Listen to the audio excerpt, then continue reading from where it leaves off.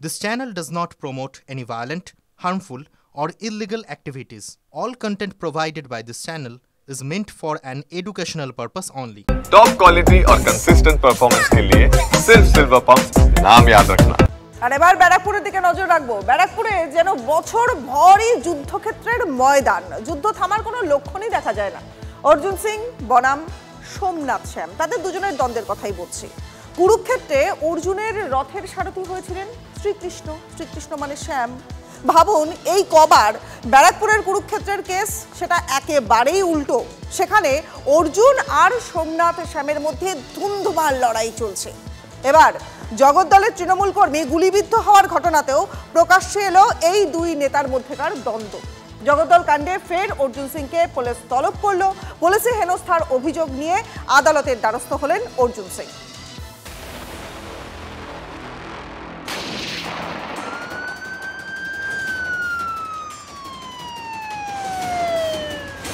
জগদ্দলের মেঘনামোড় এলাকায় গুলিবিদ্ধ হন তৃণমূলের এক কর্মী। আর এই ঘটনাকে ঘিরে সরগরম ব্যারাকপুর শিল্পাঞ্চল। বৃহস্পতিবারের পর শুক্রবারও একই ঘটনায় বিজেপি নেতা অর্জুন সিংকে থানায় তলব করে পুলিশ। বৃহস্পতিবার জগদ্দল থানার ওসি মধুসূদন মণ্ডল বাড়িতেই অর্জুন সিংকে জিজ্ঞাসাবাদ করেছিলেন। শুক্রবার ফের তলব করে পুলিশ। যদিও ব্যক্তিগত কাজের জন্য এই মুহূর্তে রাজ্যের বাইরে আছেন বিজেপি নেতা, তার আইনজীবী পুলিশকে নোটিশ পাঠিয়েছেন। পাশাপাশি পুলিশি হেনস্থার অভিযোগ তুলে কলকাতা হাইকোর্টে মামলা অর্জুন সিংয়ের। অর্জুনের অভিযোগ বিরোধী দলে আছেন বলে তার বিরুদ্ধে এফআইআর। পুলিশ যখনই ডাকবে আমাকে যেতে হবে এরকম কোনো ব্যাপার নেই। আমি তো সেই চিঠিটাই, যে চিঠি দিয়েছিলাম সেই চিঠিতেও বলে দিয়েছিলাম কি নিরাপত্তার ব্যাপারটা ক্লিয়ারেন্স না হলে আমি যাব না। আপনাদের পুলিশের উপরে তো আমার ভরসা নেই, পুলিশই তো আমার খুন করাবে।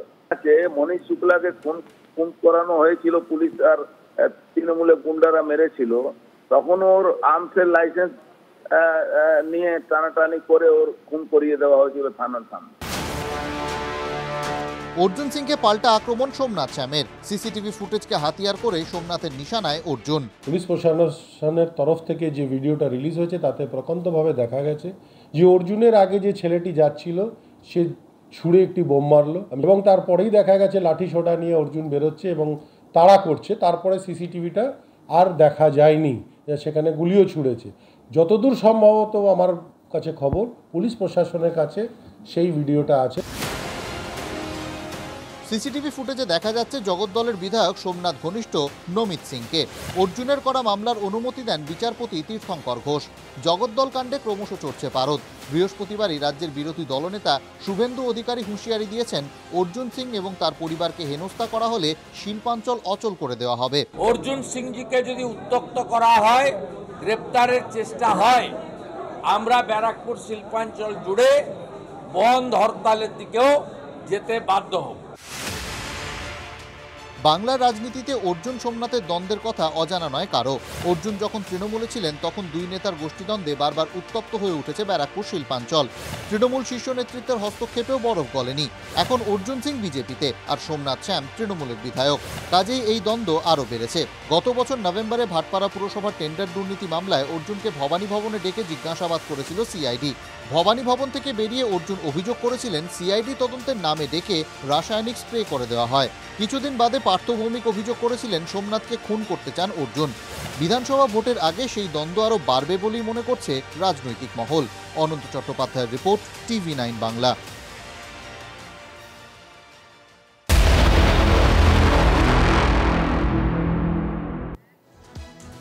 সবেমাত্র মার্চ মাস, গরম পড়তে না পড়তেই পানীয় জলের টান শুরু হয়ে গেছে। কোথাও হাসপাতালে পানীয় জল নেই, আবার কোথাও জলের দাবিতে পথ অবরোধ করা হচ্ছে। মেদিনীপুর শহর থেকে আরও একটা খবর আসছে, সেখান থেকে হু হু করে সেখানে বাড়ছে জন্ডিস আক্রান্তের সংখ্যা। পানীয় জল ঘিরে তীব্র আতঙ্ক ছড়িয়েছে এলাকা জুড়ে।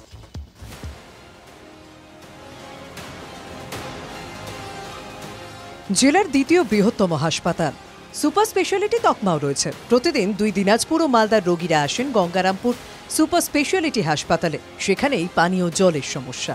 গাঁটের করে খরচ করে পানীয় জল কিনতে হচ্ছে রোগী ও তাদের পরিজনদের। হাসপাতাল চত্বরে পানীয় জলের দাবি উঠছে। জলের ঠান্ডা ব্যবস্থা করতে হবে। আপনার জল কি কিনে খাওয়া সম্ভব আপনাদের পক্ষে? না না, সম্ভব না। কিছু একটা লোকালি ব্যবস্থা হয়ে যাবে, সেই ব্যবস্থাটা হয়ে গেলে আমরা যত শীঘ্র পারবো সমস্ত পেশেন্টদের যাতে জলটা পায় ঠান্ডা জল তার ব্যবস্থা করব। উত্তরবঙ্গের আরেক জেলা কোচবিহার দিনহাটা ভিলেজ 2 গ্রাম পঞ্চায়েতের আমবাড়ি এলাকায় বৃহস্পতিবার পানীয় জলের দাবিতে অবরোধ হয়। অবরোধ চলাকালীন ওই রাস্তা দিয়ে যাচ্ছিলেন উত্তরবঙ্গ উন্নয়ন মন্ত্রী। অবরোধ দেখে ফোনে জনস্বাস্থ্য কারিগরি দপ্তরের আধিকারিকদের দ্রুত ব্যবস্থা নেওয়ার নির্দেশ দেন মন্ত্রী। উদয়ন গুহর আশ্বাসে অবরোধ তোলেন এলাকাবাসী। এই সমস্যা কতদিন থেকে? এই সমস্যা 1 বছর থেকে দেখতেছি যে টিউবওয়েলে কোনো সময় জল আসে আর একদিন জল আসে 1 মাস জল নেই। তুমি এখানে চলে আসো, এখানে এসে কোথায় কোথায় স্ট্যান্ড খারাপ আছে সেই স্ট্যান্ডগুলো ঠিক করে বন্দোবস্ত করো, ওগুলোকে ঠিক করার বন্দোবস্ত করো। রাস্তার পাশে থাকা ট্যাপ থেকে পানীয় জল খেতেই এখন ভয় পাচ্ছেন মেদিনীপুরের বাসিন্দারা। সুকান্ত পল্লীতে হু হু করে বাড়ছে জন্ডিস আক্রান্তের সংখ্যা। স্বাস্থ্য দপ্তর জানিয়েছে পানীয় জল থেকেই এই সমস্যা শুরু হয়েছে। স্থানীয় বাসিন্দাদের অভিযোগ এলাকা নিয়মিত পরিষ্কার করা হয় না। ইতিমধ্যে একটি সাবমার্সিবল পাম্প থেকে শুরু করে বেশ কয়েকটি জলের ট্যাপ সেল করা হয়েছে। আতঙ্কে রয়েছেন এলাকার মানুষ। পানীয় জলটাও দূষিত হয়ে যাচ্ছে, সেই জন্য এই যেরকম গলিও সেই গলি করে 5-6 জন হয়ে গেছে। এই জলটা খাবার পরে সব সমস্যা হচ্ছে। রুক্ষ জেলা পুরুলিয়ায় পানীয় জলের সংকট নতুন নয়। সেই জেলার আরশা ব্লকে জল বেরোচ্ছে মাটির নিচ থেকে, জল পড়েই যাচ্ছে। কারণ এক সময় সেখানে টিউবওয়েলের জন্য পাইপ লাগানো হয়েছিল, কিন্তু তারপর থেকে জল আর থামানো যাচ্ছে না। অথচ এই ব্যাপারে কিছুই জানে না স্থানীয় প্রশাসন। গ্রাম পঞ্চায়েত গাফলাতি না কাকে বলবেন, এখন আমরা তো ওনারাকে জানবো, আমরা যেহেতু ওনাদের সংসদ বটি। আমরা আদিবাসী অধ্যুষিত একটা গ্রাম, মানুষের কাছে যে জল পৌঁছে দিতে হবে, মিনিমাম পরিষেবা যে মানুষের কাছে জল পৌঁছে দেওয়া, সেইটুকুটাও এই সরকার দিতে ব্যর্থ। কিভাবে জলের অপচয় সেটা কখনো মেনে নেওয়া যায় না। আমি দেখে নিচ্ছি আর স্যার যিনি দায়িত্বে আছেন তার সাথে কথা বলে। যেখানে বছরের একটা বড় সময় ধরে পানীয় জলের সমস্যা থাকে পুরুলিয়া জেলায়, সেখানে কিভাবে জল নষ্ট হচ্ছে? Bureau report, TV9 Bangla.